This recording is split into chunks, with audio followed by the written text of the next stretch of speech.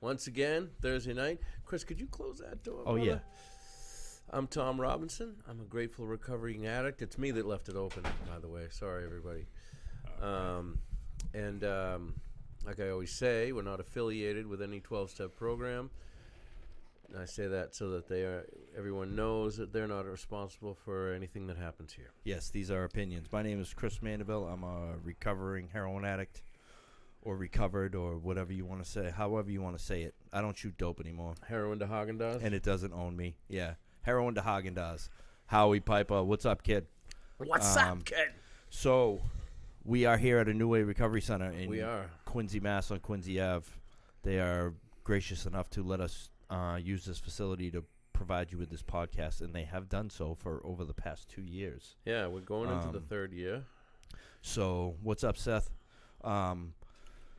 So, we got a repeat guest. He had a 5 or 10 minute I had a little brief, stint over at when we broadcasted from Recovery Rocks over at Bowman Marine in Scituate. That was a warm up. And he's had the fever ever since. He hit me up. And the only cure. He said something the other day, I'm podcast ready. So we're going to have him share his experience with you guys of how he got where he's at, what worked, what didn't. You need some help there, kid? I got to have more cowbell. I got you. Yeah. Kid can't even take his coat off, cowbell. but he's staying sober. Yeah. Hey, take that coat and stay sober All right. with it, all right? All right. So we're going to is Gotta there anything have else? more- Yes. Yeah, more LOLterms.com. .com. Like, subscribe, share. Share this Please. podcast now. See that little button down in the corner, the little arrow? Hit that. Yeah, please share hit it. And if you're on YouTube, you can hit the like. Yeah, we're on YouTube too. Yeah. At a different angle. Yeah. It's all on the angle of the dangle. Easy. So, all right, Ryan, what's your story, Morning Glory? Story. I had about a 20-page script that I had, and I was bringing it with me, and I was reciting lines in the parking lot. I bet you were. I actually ripped it into 1,000 pieces. I bet you were. No, we says right on the site. I prayed that God would give me the strength and hopefully voice His will this evening, and not anything that I anytime have to say. Anytime you speak, there's 3 stories: the one you want to say, the one that comes out, and the one you wish you said after you sit down. But that's a good one. You just speak from your heart. You know what I mean? Yeah, that's all. You talk when I share. There's a few key things that I like to mention. Sure. And everything else is like I have no idea what's gonna come out. Yeah. You know. So yeah, you were let it there. rip. Just tell the story. You were there, man. You were let there. it rip, man. All right. I don't think that I've been running commitment every Monday night at Brockton High Point, and what a gift it is to start my Mondays going into a detox. And not only sharing. Remember when? Yeah, you all remember when. Yeah. Right. Might be keeping me sober. Yeah. And being able to share not only experience, strength, and hope, but actually a way out. Bill W. and Dr. Bob formulated a program many moons ago, an old-timey era of Alcoholics Anonymous, when alcoholics were in the shadows and they would have these secret meetings, and you had to have a card to get in and all this stuff. And, there was so much stigmatism back then to alcoholism. Things have changed today. And what we're facing is today that alcoholism is still rampant as it always has been. And I use alcoholism as a very broad term. Stigmatism, I think, is a disease of the eye. That's a astigmatism. Oh, sorry. So with alcoholism, what I'm actually talking about is encompassing all mind altering or mood substances. Yeah. If you're like myself and you are an opiate addict, you have alcoholic tendencies. Absolutely. And so I go into these commitments on Monday night, and I share with the clients and the people that are in detox a way out. I remember when I was a younger version of myself, 24 years old, and I was stipulated by the judge.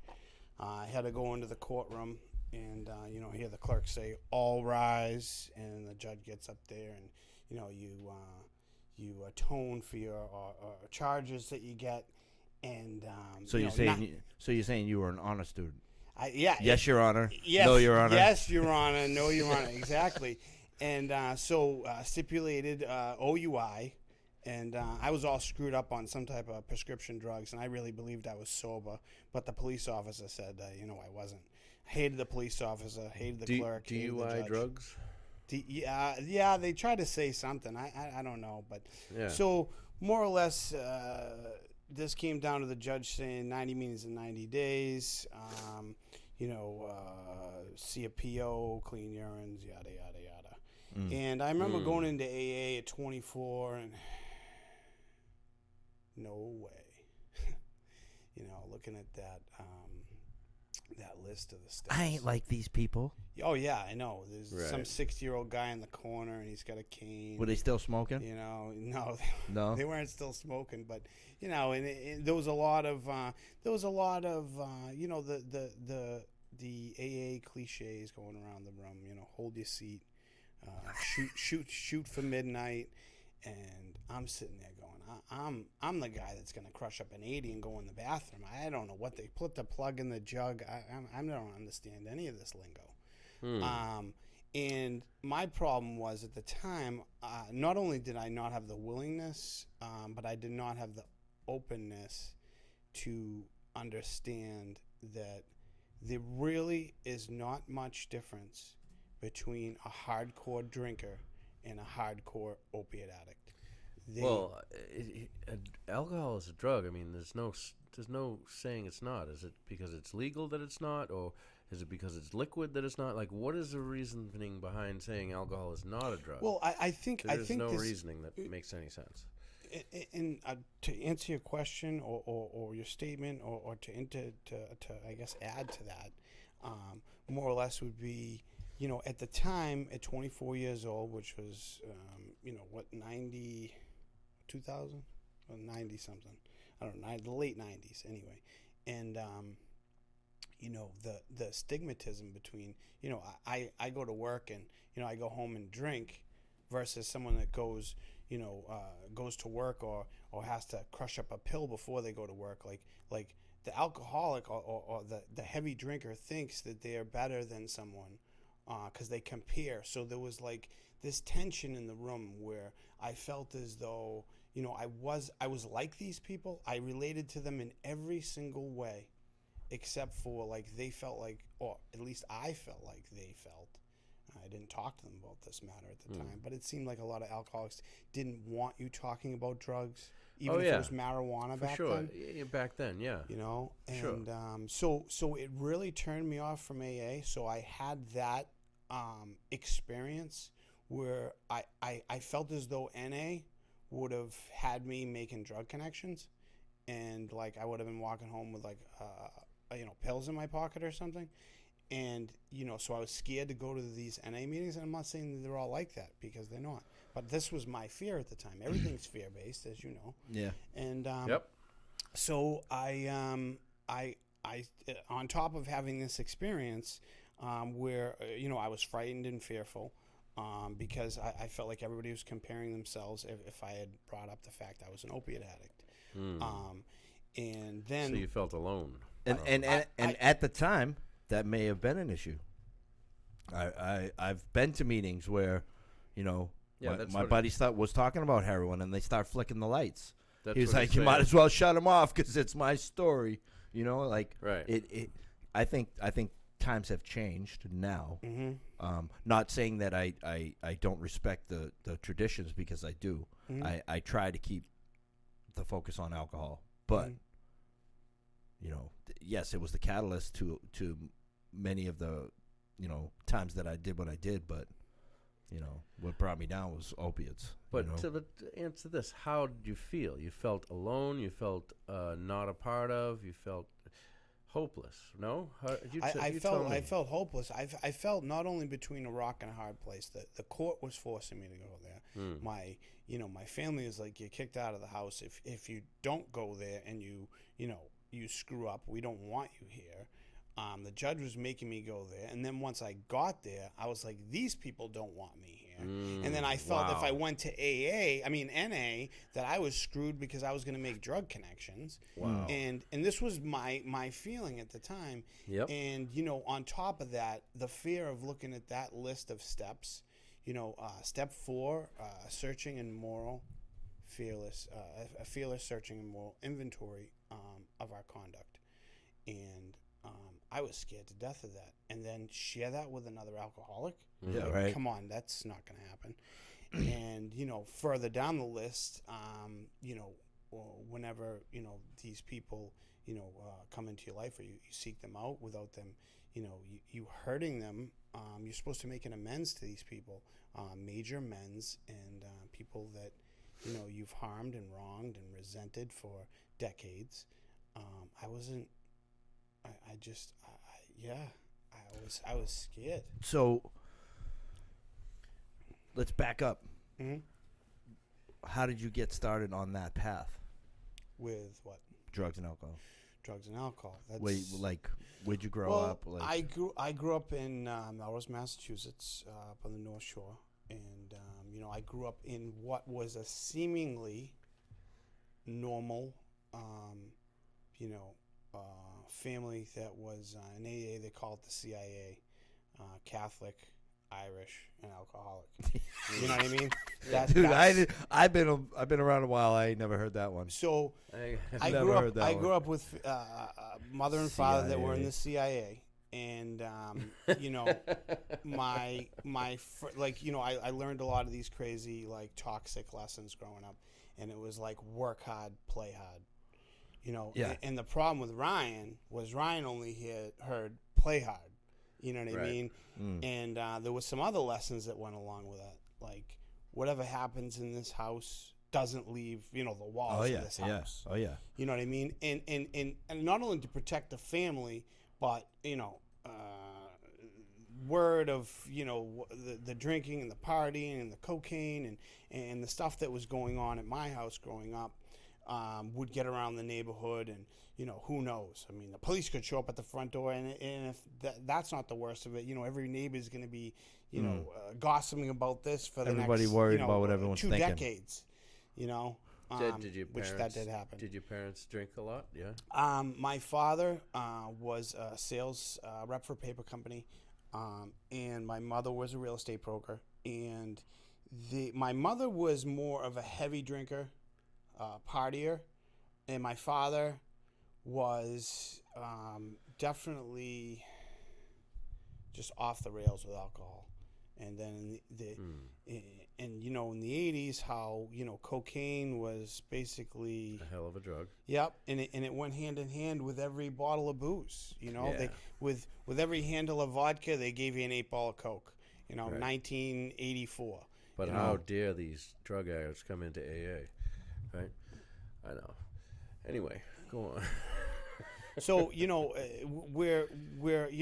I grew up with this, and so a lot of what I dealt with as a kid, I felt as though, I was much different from my peers. One, because in school, at a young age, I think it was the 3rd grade, I had stayed back, and I was diagnosed with dyslexia, and I had to go to special reading classes, and I felt inadequate to my peers.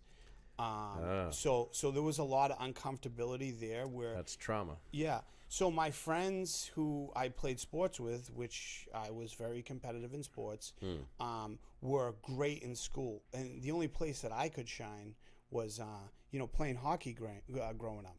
You know what I mean? That breakaway goal and putting it up over the goalie's shoulder was like, it came so natural. It gave me the relief that I was looking for. outside of any situation. Any social situation made me feel uncomfortable unless I had a hockey stick in my hand and I was shooting a puck at a goalie.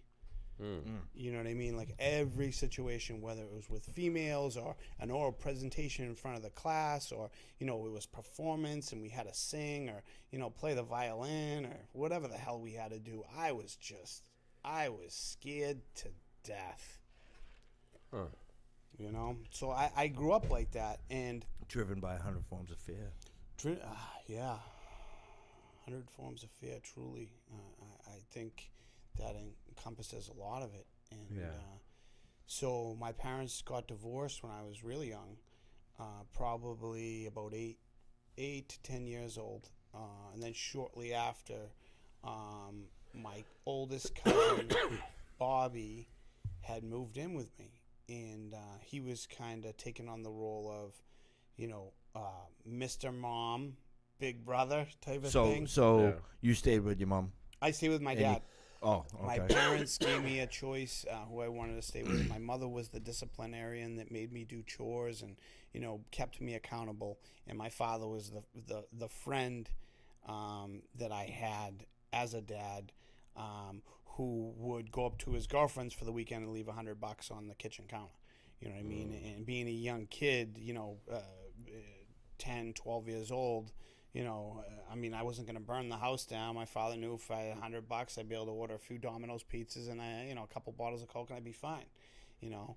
And you know, and then my cousin moved in, and shortly after that, you know, he was watching me from time to time, and he liked to drink, he liked to party. There's alcoholism, you know, rampant in both sides of my family, to a point where I think it may have contributed to some of their demise. And so he stayed with me for a while, and one weekend his cousin Danny came up from SMU, and they were having a keg party. So I'm 13 years old at a college keg party, basically at my own house. But I didn't feel a part of. You know what I mean? Like you were a lot younger than them, right? I was a lot younger than them, but you know, the college girls were there, and you know, 13, and, you know, just like this is great. Yep. And you know, you didn't have another 13-year-old neighbor who was like a partner in crime. No. Well, yeah, not this night. Maddie said to tell you that Remy's watching. Excellent. Love you, broski. They're all commenting. Derek, Howie, Maddie, everybody, Kristen. Hi. Nice.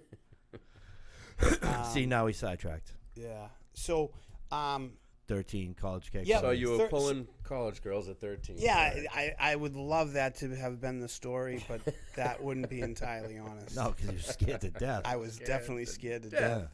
So one thing led to another at this party, and everybody's having a great time. We're ordering, you know, Domino's pizza with pineapple and bacon. Oh, and, hell yeah. You know, keg beers being, you know, filled left and right. And I just looked over at my cousin, and I said, Bobby, I said, all right if I have a beer? He said, sure, you can have a beer. Yeah. And 13 years old, I had one beer, and it led to 5 more. And I remember at that moment, the relief, ease, comfort, fear. Your skin fit perfectly, didn't it? Somebody said the word trauma. We'll throw that as a cherry on top. Everything completely dissolved and went away. And for the first time, I felt, outside of a hockey rink, comfortable in my own skin. And it was the relief I had been searching for all my life. And from that moment on, this obsession took over, this obsession of the mind, where every week went by, and it was like, can you know, my friends kind of got hip to it, and they're like, can your cousin get us, you know, a bottle of Purple Passion? Can your cousin... my God, Purple Passion. How far are we going back? Yeah, Way back. This is getting romantic, right? Some Zima? Did you get some Zima too? Some Zima, some Purple Passion? Right.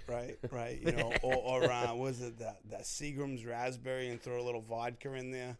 Sun Country wine cooler. God. Sun Country. Yeah. Whoa. Or wow. Heffenreffer 40s. Oh, head wreckers. Yeah. Yeah, trying to figure out the caps. Sure. They used to how get about Mickey's? Into Mickey's Big Malts? Of course. Love those. Of course. The Bumblebee. There's many a sad tattoo of that running around. The bumblebee on the Mickey's bottle. Yeah. Oh, all right. So Anyway. now we go from 13 to how old? Well, 13. I mean, Shooting so puddle right away. That huge relief. Yes, and it wasn't. I drank to get out of myself the very first time I decided to drink. Right. Yep. And it slowly went from the buzz to the bathroom smile to being obliviated in all of 2-3 hours. Yeah. Oh yeah. And I felt great. And The bathroom smile. yeah, you go in the bathroom and you're just happy. You got a Yeah, glow. okay. It's like a Yeah. glow, the glow. All right. Yeah, you get that fucking Yeah, I can exactly. the dig it. bathroom smile. Yeah, and so so after that, it just became every weekend. Can your cousin get us beer? A few of my friends had older brothers, sisters, cousins, et cetera, and we'd pool all our money together. And then on the weekends, we would buy as much alcohol as we possibly humanly could.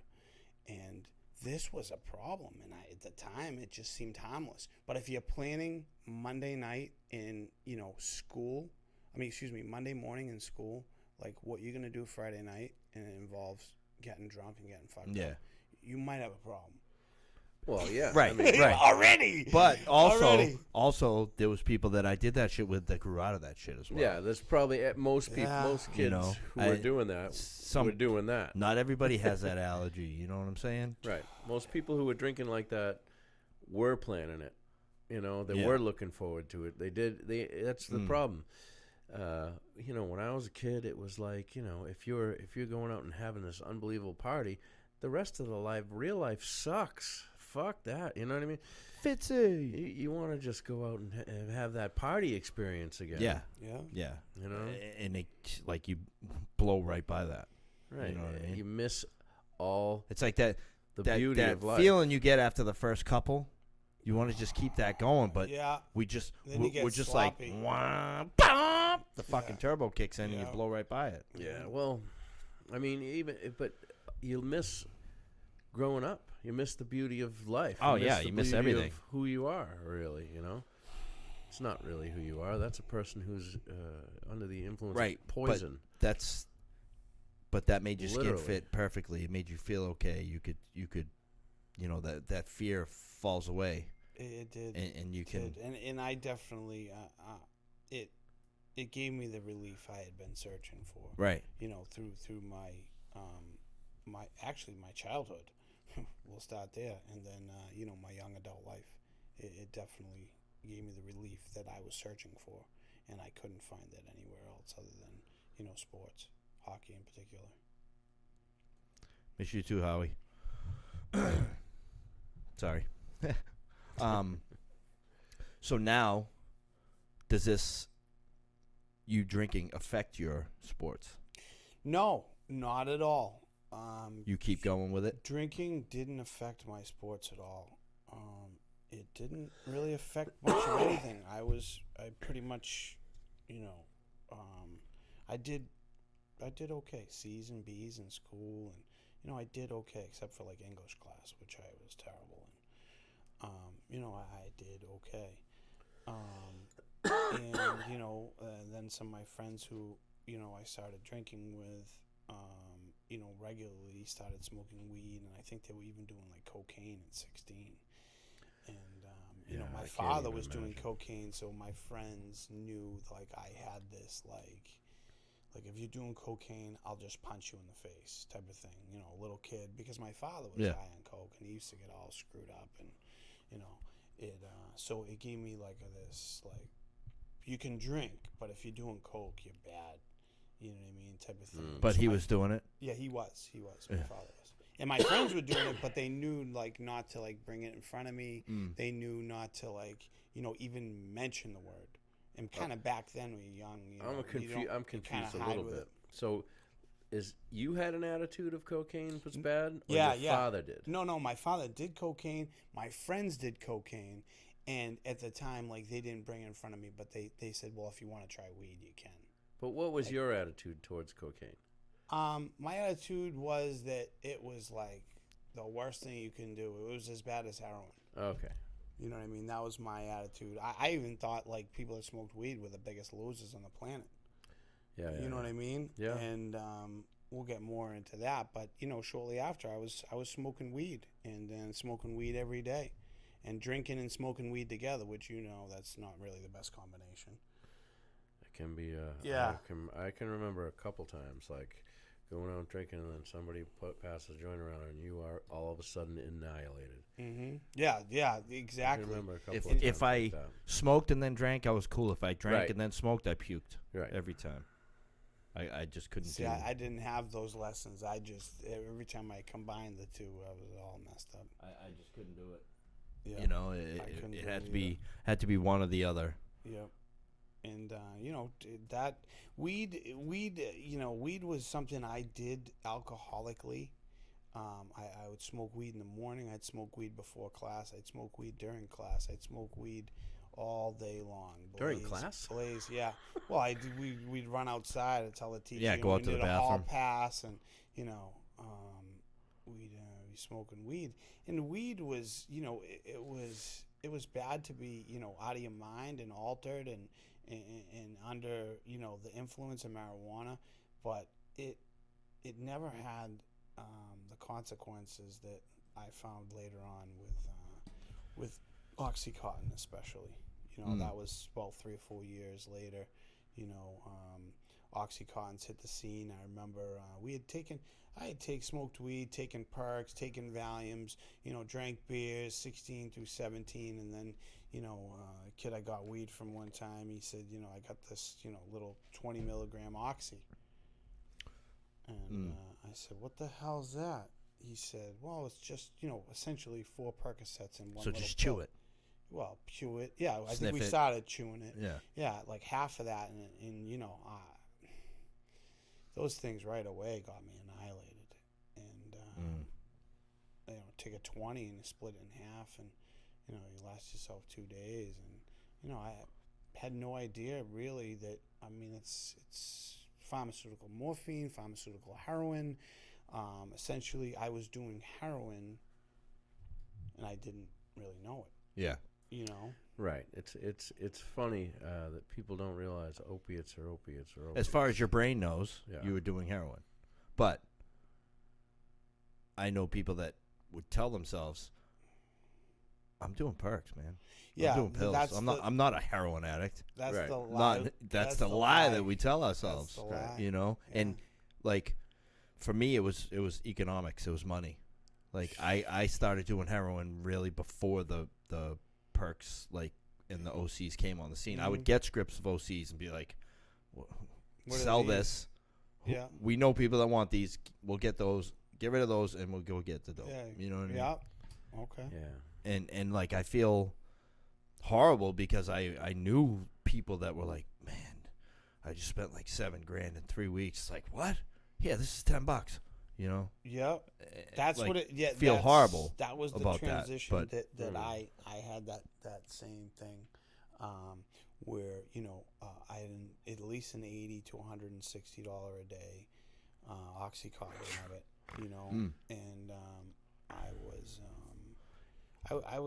I didn't even. I remember doing them for like 6 or 7, 8 months, and not even like people would say like, "Oh, you start to feel sick afterward," or and I'm like, I don't feel any of that. Yeah. And it took a long time for that that chemical hooks.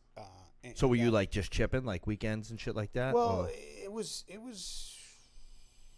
probably at least 3 times a week. Yeah. Where I would do maybe 40 to 80 milligrams, and this is before the progression of it. Yeah. Where it was like, you had to do it in the morning, you had to do it at 12 o'clock, And that's you had to do it after dinner, and that's you had the to do thing, it to go to bed. That's know the what I thing. mean? It's like once you find out what dope sick is, it's like a switch goes off in your head. Like, Yeah. 'cause I used for a couple years before I knew what dope sick was. Sure. And then it's like, oh, and I didn't know, like, I just had it. You know what I mean? Like, maybe I wouldn't have it for a day, and, like, fucking the next day I'd get it, and, like, not a big deal. Be like, might have a crappy night's sleep, but once I found out what dope sick was, it was like I wouldn't have anything, and I'd fucking I'm starting to feel sick. Like fucking that that mental twist that we have. Like you know, I wouldn't be sick, but I'd be telling myself. Oh, I'd be in the mirror looking at my pupils. Oh yeah, they're getting bigger. They're getting bigger. I need to get. You know what I mean? Yeah. But on top of you, malnourished and dehydrated too, so that maybe that added to it. Too. Oh yeah. You know.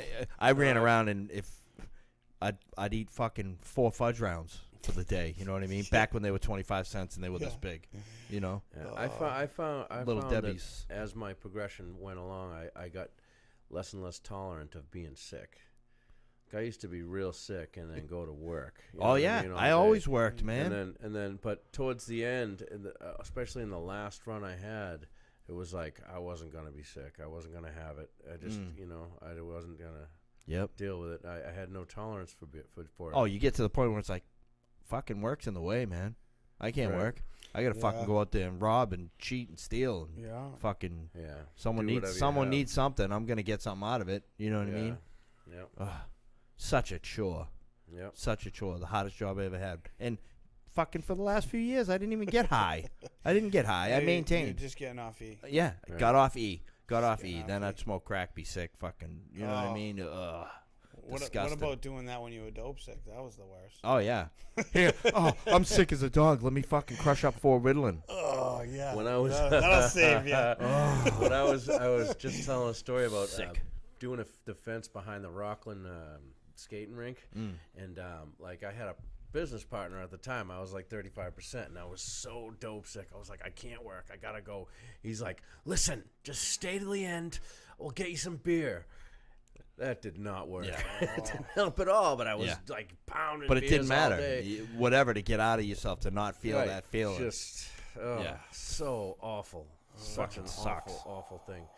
And I was somebody asked me what dope sick was like today, and I was like, well, it's like having the flu, and being weak but not being able to sleep, and the worst part was like that feeling of the electricity type feeling going through you, like where your muscles tighten up, and you know what I mean. You're laying in doing bed, the fish. Yeah, you're laying in your bed, you're kicking your feet. Yeah. Oh my god. Doing kung fu. Bad. Kicking like kung fu.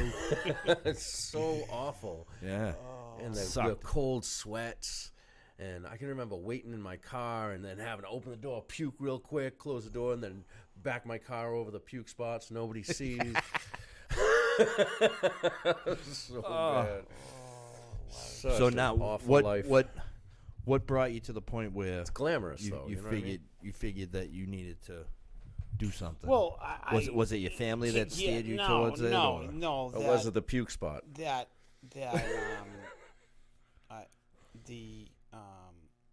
Your family saying, get your act together. You have more to offer the world than being a drug addict. Why can't you be like other members of your family that are productive members of society? Like for someone who's the real alcoholic, that stuff doesn't work. Right. Okay. Yeah. Yep. There's a line in the book that talks about that shit. Yeah. Just adds to the guilt. And frothy emotional appeals seldom suffice. Yeah. Correct. And not knowing what I didn't know. I didn't know that I was the real alcoholic. I was in denial until I was able to have Derek sit down and explain this to me, what I was really up against. I was truly fucked.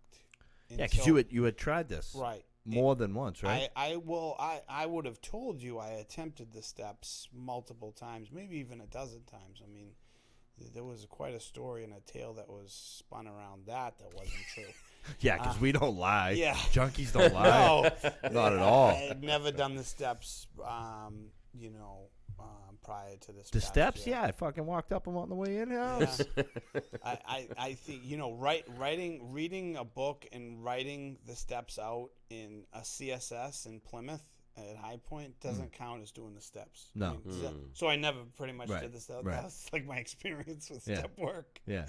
But I copying it from the wall to your paper. I believed the lie though. Yeah. I believed that absolutely. lie. And I Have you done the steps? Oh, sure, I've tried and they didn't work. Yeah, there's lots of there's lots of people around here. You know what I mean?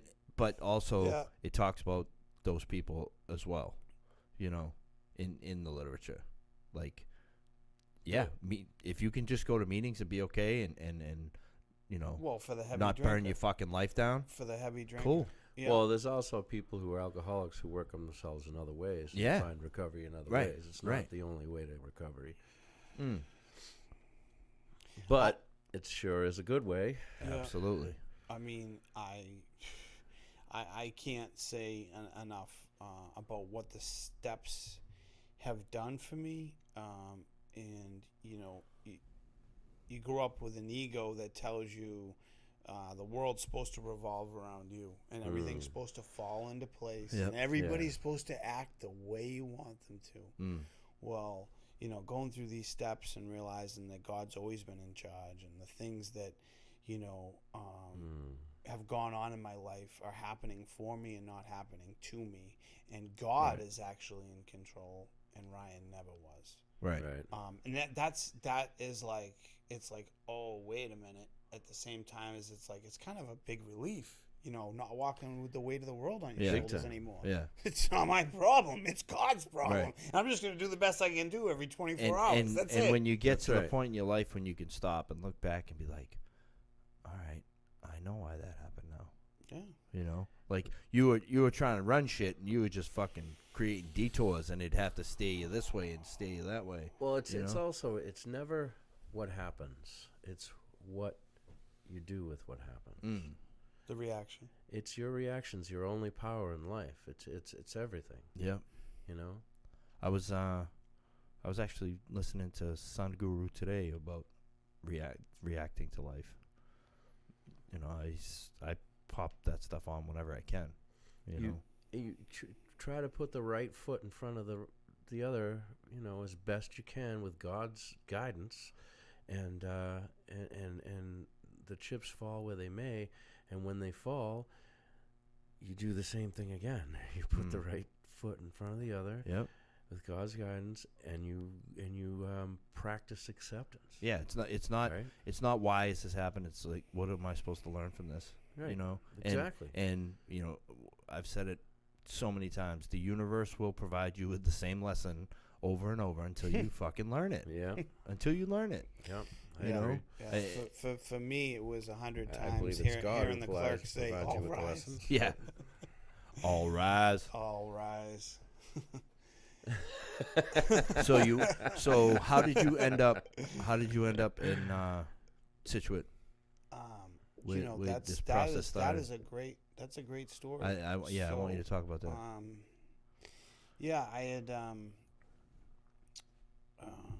Once upon a time. about 2 years ago, I had a friend of mine who I had called up, went to high school with, and I called him for a loan to start a marijuana grow operation. And he said, Brilliant. Yeah, right? You're going to grow hydro. It's my bright idea. I've got a great idea. And he said, Ryan, I have my own business, blah, blah, blah. I got plenty of money. $2,500 is really absolutely nothing to me. And he said, but I'm not going to give you the money. He said, I could give you that money and more if it was something productive and positive you were going to do with it. And he said, I've been clean for 3 years, did the steps in AA. And he goes, I'm really worried about you. He goes, why don't you consider hitting a detox? I said, Joe, I can't stop.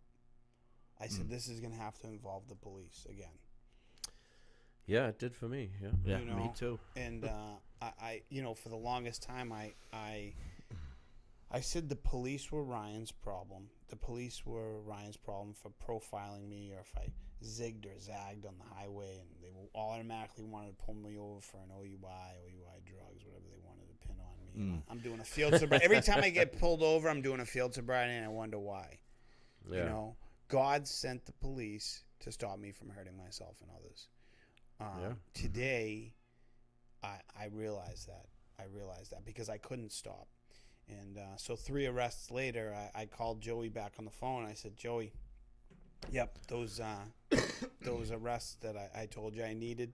Well, they happened. They came in. Yeah. The paperwork. The paperwork's in. You got 3 new court cases to juggle over your head. So he said, "Well, where are you now?" I said, "I'm out in Chicopee. You know, I got a place out here. I can't just abandon my place. And I got a car in the driveway and a little Chihuahua. Like I can't In leave all Chicopee. this. And I got a girlfriend in jail because she likes to be a kleptomaniac." You know what I mean? Like I gotta bail her out. You know, he goes, no. He goes, I'm you gonna don't- pawn the he- Chihuahua. He goes, you don't need any of that stuff. And you know, I was like, you know, I got but my what'd own you do little with the- house I'm what'd you do with the renting. dog? I But got- that's the I got a that's the Lincoln in the bullshit. driveway. That's the bullshit. Yeah, that and I thought that was all I important. can't do this. I have too much going Yeah, on. I got, I a got lot too going on. much going on. can't- Yeah, you got a fucking car with no insurance. Yeah. You know what I mean? The thing's fucking probably barely running. Probably behind on your bills. You know what I mean? Oh, yeah. Let the fucking shit go. Yeah. Yeah. Well, somebody had to take the So dog. what he Yeah. told me to do, was he said, look, he said, I'm going to give you a suggestion, and it's basically a surrender. He said, and you just ask God to help you because you can't manage your own life and blah, blah, blah, Mm. blah. And basically I said, you know, God, please help me. And there was some adjectives that were added to that. And, you know, get me out of this this mess of a life I've created for Yeah, myself. teabag Catholicism. You only pray when you're in hot water. Yeah, so there was definitely the foxhole prayer that was actually a surrender. And Cool. I threw up the white flag and I waved it. And God knew at that moment that Ryan had the willingness. In the big book, we talk about the willingness of a drowning man. I truly had the gift of desperation at 40 or 41 years old. And where I truly had enough, and everything I thought ended up in the same result. A pair of handcuffs, a court case, jail bars, some Bob Barkers, it just, and, that I wasn't willing to accept that in my Bob life. Barkers of the Bobos? Yeah. Bob Barker is essentially pretty much anything prison branded, isn't it? Yeah, pretty For much. the most part. Yeah. For the most part. Oh, Yeah, all right. you get them Velcros or the Yeah, freaking I didn't the even know. orange flip-flops. I found out in detox the Bob Barkers are actually Bob Barker, the talk show host, and a lot of people don't know that. You know what I mean? I thought it was some joke. You know what I mean? Like it's not really Bob Barker. It's like some guy that owns a company. No, it's actually the game show host. And whatever racket he's in on, but he's doing all right for Yeah, himself. right. Price is wrong, bitch. Yeah. Classic. Classic. Oh God. So yeah, it's Anyway, shower shoes. And you're doing life on the installment plan. You know what I mean? It's like you keep catching these stupid skid bids. Like fucking 6 months here, And 9 thank months God I there, never got 30 caught. days, And I 90. got caught for that weed operation and those thousands of pounds I was transporting. Yeah, I would have been yeah. upstate for a long time. Yeah. Oh God, and so essentially this all came down to the surrender, more or less. And with this surrender, I didn't know what the hell was going on, but God answered this prayer because I was sincere. And Joey got me an Uber from Chicopee to Jamaica Plain. Detox. $150 Uber right there. Yeah. So he. What's that? The Faulkner? What is Faulkner it? Hospital? Andrew JP? House? Yeah, Oh, Andrew Andrew. House, JP. Oh. And yeah, then they well, transferred me from there to Stoughton CSS, and about a week into Which that, is also Andrew, right? yes, Yeah. correct, both Andrew House, and so about a week into that stay, Maddie B and Derek Q came in and they did this commitment, and I remember seeing something these guys had that it was the first time I think they had something about the way they talked, their experience. Derek's experience paralleled mine in so many ways with his soccer story, and it just reminded me of what I went through in hockey. You get the gift of identification. Yeah, and on top of that, he talked about progression through, Percocets and OxyContin, and Maddie B's story was similar. And these guys were all right. They weren't like, we got to go meet Flacco after this, commitment. Yeah. So I'm Right, like, and they weren't like, we're purely alcoholics and we don't really identify with you if you did drugs, which is something that you encountered early on in your AA. Yeah, and true. And they actually identified with AA, and they were, for the most part, I think, they may have done opiates and some cocaine. Yeah, right. You know what I mean? Right. But they were AA guys. So I got both their numbers, and I was there for about another month, and then I got transferred to a Lynn TSS, which I had a really tough time with. They kind of, there's just too many people there, and it's a really small building, and it's run like a concentration camp. And I like literally was ready to like sail a dive out the third floor window. And finally I just called my friend and said, listen, I don't even want to use, I just need to get the hell out of here. And he said, well, you might have to. And I said, well, what do you mean? He goes, just, get an Uber out of there and just grab a nip at the store, and then just check yourself back into, Jamaica Plain, and do it all over again. And, this 45-day process went by where I was just going insane. And, wow. It was everything that was bothering me. It was the staff's fault. It was the clients that were from South Boston that were pissing me off. It was, the food sucked. We had stuffed peppers like 3 times a week, to the point where I wrote a grievance to Andrew House, and they don't serve stuffed peppers anymore. So I actually did a service. And the fuck's wrong with stuffed peppers? no, these were just. I bet. Yeah, I I hear wouldn't recommend it. And so 45 days of this uncertainty and absolute insanity and emotional disturbance of being separated from your drug of choice. I came to that point where I think God needed to break me again, where I needed to turn to Him. I think God breaks us down so we turn to Him, and then when we turn to Him, we start to do His will. Well, I had no answers. I didn't even know how to pray. I didn't know what prayer was. I didn't understand it at all, and I still don't understand it. But I just understand it a little better than I did then. And I prayed. I said, God, I said, please fucking help me. I said, I got no answers. Either help me today, or end this madness. And that was it. And then this little voice in my head says, call Derek. Well, I got his number 45 days. Now I'm riddled with fear. I got to reach out to someone in AA. I've been calling him. Saw him 45 days ago. I wasn't assertive in calling him right away. And then I'm like, maybe I'm just going crazy. That's my head playing tricks on me. That was nothing. That wasn't an answer to a prayer. That was nothing. And about another 2 days went by, and I prayed again. I felt the same way, that same emotional disturbance. Can't digest your emotions, and you don't respond to things in a healthy way. That's where I was, and then separated from my drug of choice. I had no answers, and this kid seemed to have answers. And I prayed again, and God said, call Derek. And in the meantime of this happening, I had been trying to get into the Brook Retreat. And it was wintertime. Their generation of funds is during the summertime through a golf tournament. And a friend of mine had already been promoted to manager in the house, and he had been through the steps, and he was a temporary sponsee of mine. And I was like, this kid's on fire. I'm like, I got to go to this Brook Retreat. And I couldn't get there. And I called Derek on the phone, and I said, Derek, look, I'm trying to get into this retreat. I've been talking to Jeff Chasen and Corey guys, and these programs up in Portland, these programs in Plimpton. I just need a solution, and I've never tried the steps. And he said, you're trying to get into a retreat? And I said, yeah. And he said, well, we just opened one up in Scituate a week ago.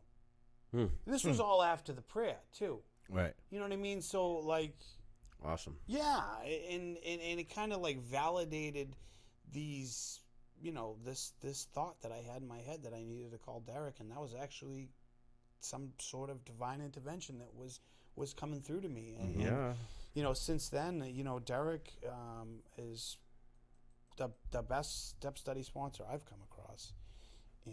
he opened that book up and he broke that down in a way that someone who has learning disabilities and who can't read the book and understand it the way he explained it, and explains it right on a level that you understand it. It enlightened me to start to gain a little bit of knowledge, and then realize that, like, the more you start to learn about this, the more you learn about spirituality, the more we become, enlightened people. And then all of a sudden, these things like this, God removes this this obsession that we have, of getting outside ourselves with mind and mood altering substances. Things. Well, Doesn't have to we're be just human. substances. We're human. I mean, Doesn't have to be just that substances. it can manifest itself in anything. Yeah, you can fill that hole with anything. Literally anything. Yeah. So I'm coming up on a year, Super Bowl Sunday, and Nice. you heard the beginning of my story. Since I was 13 years old, I've never had a year of anything that was productive to the way this past year has been, and going through these steps. I can't say enough about AA and Big Book Step Study and how it's changed my life forever. No matter what happens, Right. it has changed me and set me on a path I do not want to deviate from. I was afraid that I was the guy last year that was going to meetings. I was sitting in the back of the room, character assassinating the speakers, and I had that reservation, that fear, never again. And today I'm like, the reservation doesn't even exist. I'm just like, Which reservation is that? well, the reservation of when a drug addict, an alcoholic, they're removed from their substance of choice, there's this reservation that pops in the back of their head when they hit an AA meeting, because these people in AA or NA, they tell you, this is it. You made it. Oh, so you. But the good news is you made it and you're still alive. The bad news is this is a never again program. So you're thinking, your reservation is, what you mean is you're thinking that you're going to use again at some point. Well, Or no, that he can never use again. well, that's what I mean, and I'm more or less looking down the path of, like, this is where I want to go. So it's more like a fear. Yeah, he's Well, yeah, no. You let go of fear. What I'm saying is state of mind. More or less, like, if you're the real alcoholic and you're going to meetings, okay, and you are not living with a solution, a spiritual solution. I pray multiple times a day. I am involved in step study, meaning, the 12 steps. If I'm not doing a 9th step, I'm trying to do a 10th step. I'm trying to do service work. I'm trying to go to detox. I'm trying to outreach. These are the things that I never did before. The 3 sides of the triangle. And encompassing that in your life, it removes that reservation that we had when we entered AA. And I'll tell you what, I was scared to death when they said, you can't fucking drink a beer or smoke a joint ever again. I was like, what? I'm like, you kidding me? You know what I mean? Like, and then, like, now I'm just like, none of that stuff, even though, like, it was okay, I really didn't even like it all that much. But it's not a thought anymore. No, it in the situations that I get to the point where I'm like just out of my mind over a situation. It's like that's not an option. Like, I need to. I think they say learn to cope. You know what I mean? Learn to cope with, what you're feeling emotionally inside, and process that, digest those emotions, react to it in a positive way, and get through it. You know what I mean? And it's not easy. It's not easy. Well, I think one of the biggest key to that process is acceptance of the present moment. So it's the Serenity Prayer, right? You have to, if you can't do anything about it, you have to accept it. You just gotta accept the things you cannot change. That's why we pray.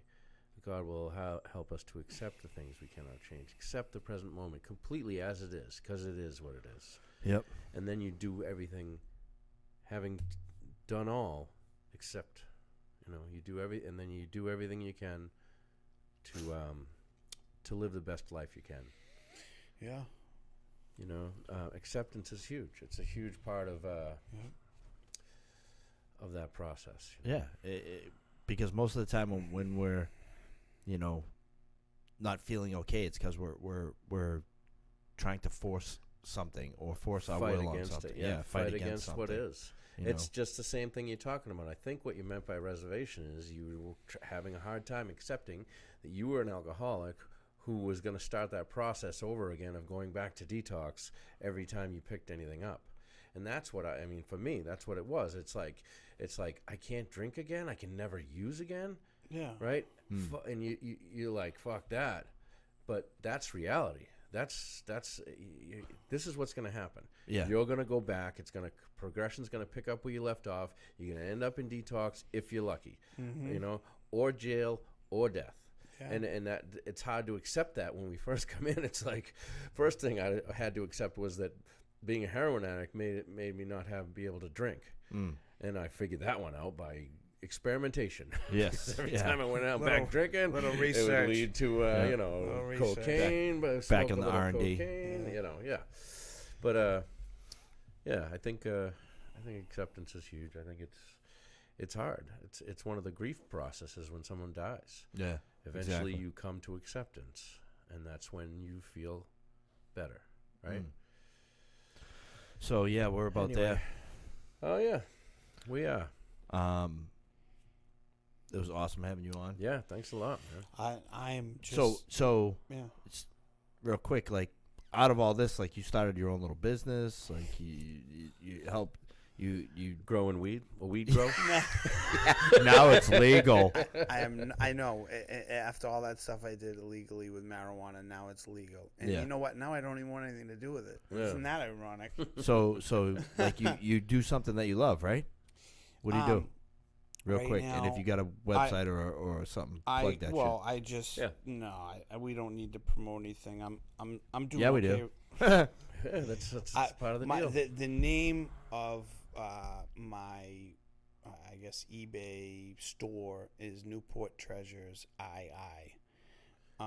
Beautiful. And I resell antiques, vintage stuff, vintage Star Wars.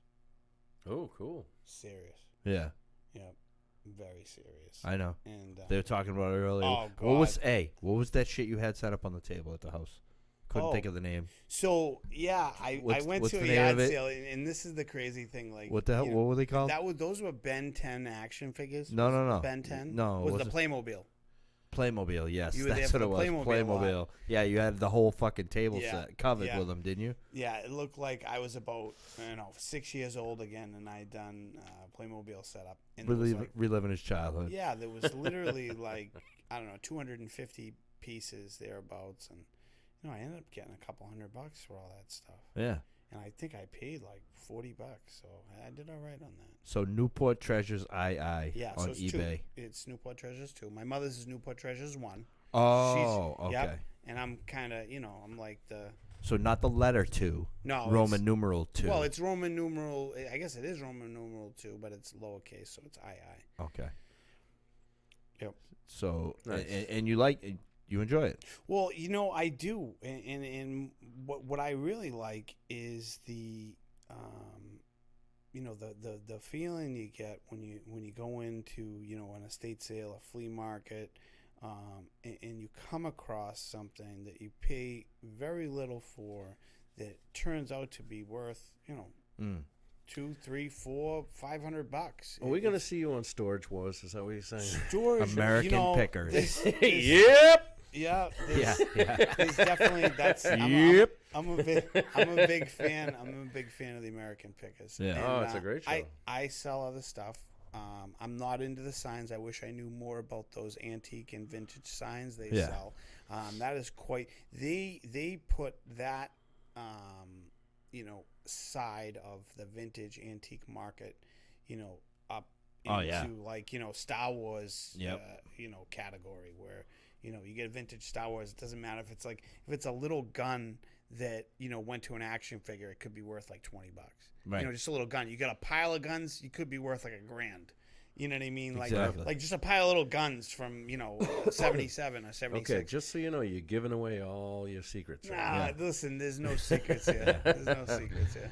All right. All right, so Ryan Carey in Newport Treasures II if you're looking for some vintage on stuff. eBay. Aye, Captain. Aye. Once again, lolterms.com. Please like, subscribe. share. And like we always say, if anyone is interested in coming on here and sharing your experience, strength, and hope with us and everyone else, please Hit us up. reach out to us. Message the group page, message us personally, whatever. And that's all. That's all, We're gonna people. wrap this Thank up. you so much for tuning in. Thank you so much, Ryan. Yes, And, thank you, Ryan. Peace. Peace.